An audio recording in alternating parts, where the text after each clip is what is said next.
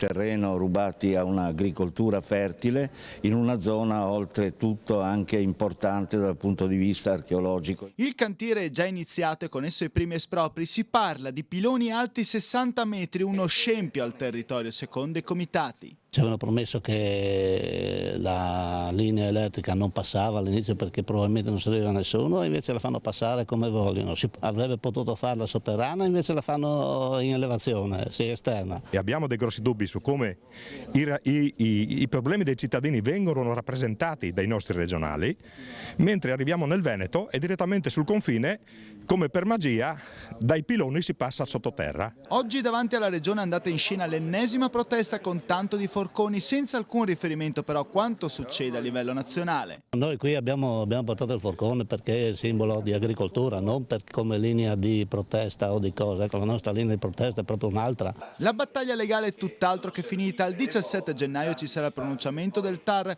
riguardo al ricorso presentato da 300 proprietari terrieri e 7 sindaci, una sentenza che rischia di rimettere in discussione tutto l'iter.